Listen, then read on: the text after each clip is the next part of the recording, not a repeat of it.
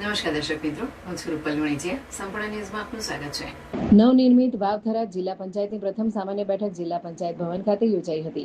આ ઐતિહાસિક બેઠકમાં જિલ્લા પંચાયતના પ્રથમ પ્રમુખ તરીકે રત્નીબેન હરચંદભાઈ પરમાર અને ઉપપ્રમુખ તરીકે જગદીશભાઈ ભીખાભાઈ ચૌધરીની સર્વાનુમતે વરણી કરવામાં આવી હતી. સમગ્ર પ્રક્રિયા પાટણ જિલ્લા કલેક્ટર અને વાવથરાના અધ્યાશી અધિકારી પ્રશાંત ઝીલોવાના અધ્યક્ષતામાં હાથ ધરવામાં આવી હતી. પ્રમુખ પદ માટે યોજાયેલી વરણી પ્રક્રિયામાં કુલ 30 સભ્યોએ ભાગ લીધો હતો.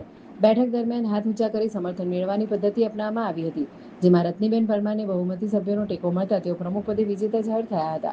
ઉપપ્રમુખ પદ માટે દિયોદર તાલુકાની સગવાડા બેઠકના સભ્ય જગદીશભાઈ ભીખાભાઈ ચૌધરીની વરણી કરવામાં આવી હતી. વાવથરા નવો જિલ્લો બન્યા બાદ પ્રથમ વખત જિલ્લા પંચાયત અસ્તિત્વમાં આવી છે, જેથી આ બેઠક ઐતિહાસિક માનવામાં આવી રહી છે. વરણી પ્રક્રિયા પૂર્ણ થયા બાદ અધ્યાસી અધિકારી પ્રશાંત ઝીલોવા તથા જિલ્લા વિકાસ અધિકારી કલ્પેશ શર્માએ નવનિયુક્ત પ્રમુખ, ઉપપ્રમુખ અને તમામ સભ્યોને શુભેચ્છાઓ પાઠવી હતી. બેઠકમાં જિલ્લા પંચાયતના ચૂંટાયેલા સભ્યો અને અધિકારીઓ મોટી સંખ્યામાં ઉપસ્થિત રહ્યા હતા.